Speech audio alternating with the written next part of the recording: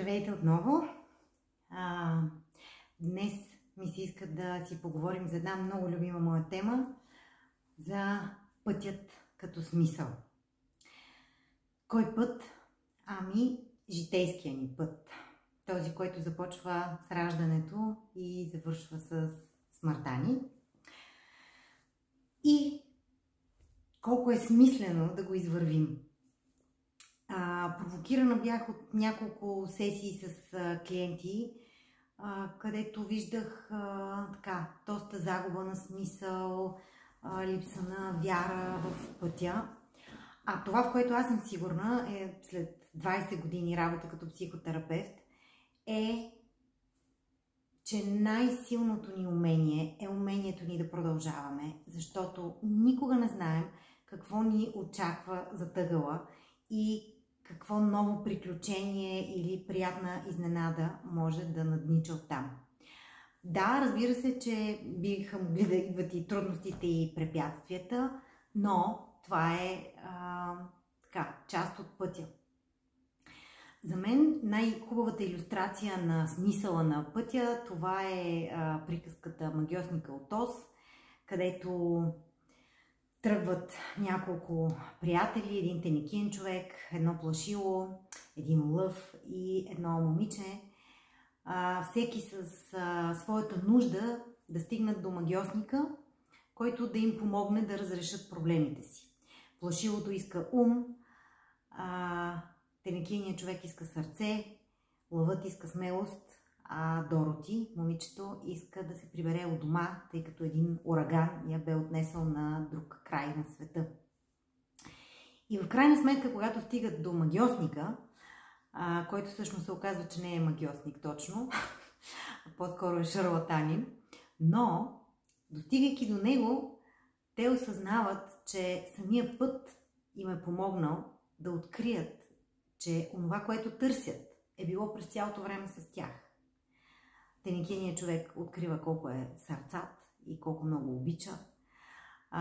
Приятелите си, плашилото през цялото време е съществото, което успява да измисли как да се решат дадени казуси и всъщност осъзнава колко е умен.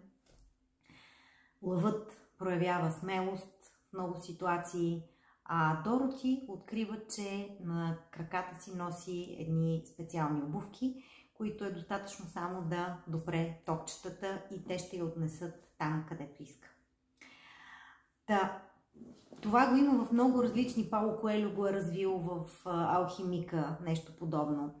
Това как ние трябва да извървим един път, за да стигнем до това, което през цялото време всъщност още от началото е било с нас. Но за да го открием, за да се прояви, ни е нужен пътя.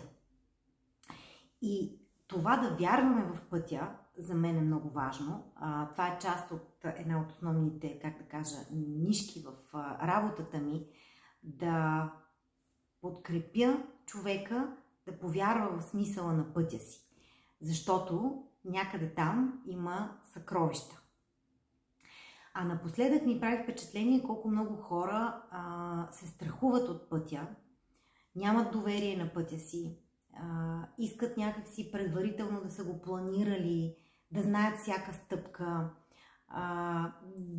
ако правят инвестиция в връзка, някакси ако може нещо да гарантира успеха на тази връзка, иначе това няма да е добра инвестиция. Няма как всъщност ние да развиеме усета си, способността си да правим все по-добър избор, ако не правим избор, ако не правим и грешки. Или, както се казваше в една мъдрост, щастието идва с добрата преценка, добрата преценка идва с опита, а опита идва с грешната преценка. В този смисъл грешките са пътя към щастието ни. Или това, което наричаме грешки. Защото според мен хората наричат грешка онзи избор, който им носи разочарование или някакви трудности. Това само по себе си обаче не означава, че това не е било смислено. И че този път макар и с грешки, няма да ги заведе до удовлетворението. Или, може би също, в годините, аз поне за себе си го открих, тъй като аз, освен че работя като психотерапевт, от много години съм и клиент, продължавам да бъда и клиент на психотерапията и да работя върху себе си, защото вярвам в този процес и вярвам, че има смисъл.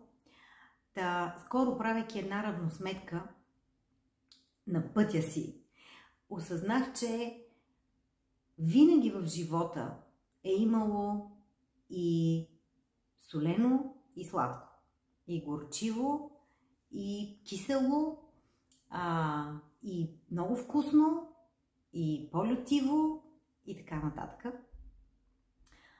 Но начинът, по който аз съм възприемала това, се е променял. Ако със сигурност в пубертетските си ранни студентски години по-скоро съм виждала трудностите и съм се свързавала с какво нещо може би не ми е достигало, то от един момент, който не съм усетила как се е трансформирало във времето на извайване допълнително на себе си, съм започнала да виждам смисъла. И това е моята лична формулировка на щастието, способността да получаваме.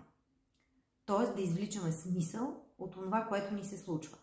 Когато е хубаво, извличаме удовлетворение и нещо ни е показало как е добре да се справяме.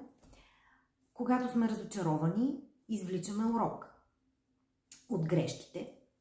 Извличаме някакъв урок, поука и това ни помага следващата ни стъпка пък да бъде, може би, по-успешна. Ако това не се случва, означава, че нещо пропускаме, нещо не виждаме. Много хора казват, едни и същи неща се повтарят. Не, живота е разнообразие, живота е приключение, пътя е много интересен. Ако той изглежда еднообразен, някъде ние нещо не виждаме, а обикновено това, което не виждаме, това, което потискаме всъщност, много често ни управлява и ни докарва до едни и същи ситуации. Това го говорих една част от това в предишното видео за самосаботажа, че всъщност много често това е един конфликт на нужди. Но някога едната нужда е скрита и ние не я виждаме, а тя всъщност ни управлява. И тогава, да, има как да се повтарят определени ситуации в живота ни. Но иначе, като цяло, живота е едно пътуване, в което наистина има много най-различни, интересни, страшни, трудни. Като във всяка една приказка, като във всеки един мит. Затова е полезно да четем митове, приказки, защото там пътя на героя е описан и можем винаги да разпознаем себе си. Аз ви насърчавам да вярвате в пътя, да се опитвате да взимате решения с разума и сърцето си едновременно. Между другото, когато казваме разум обикновено и сърцето правим така, истината обаче, че сърцето всъщност е това, което свързва разума и инстинктите ни и нуждите ни, които са някакси по-ниско долу, бих казала. Те са някъде под сърцето, там чувстваме емоциите си. И когато се събере разума с емоциите, тогава идва решението на сърцето. И затова да следваме сърцето си всъщност не означава да следваме просто инстинкта, а да следваме именно същността си. Това, което събира инстинкта и мисълта ни. Насърчавам ви да вървите по пътя, да вярвате в пътя и ако нещо по някакъв начин ви изглежда, че не е наред, със сигурност наоколо има добри герои, които могат да ви съпроводят и които могат да ви помогнат да видите по-ясно ситуацията, защото колкото по-ясна става една ситуация, колкото по-я осветляваме, тогава някакси пътя се подрежда и можем да разберем защо дадени решения всъщност може би не са били грешните решения, а са били необходимите ни решения. И защо толкова много време е минало? Може би защото толкова е било необходимо. Благодаря ви за вниманието.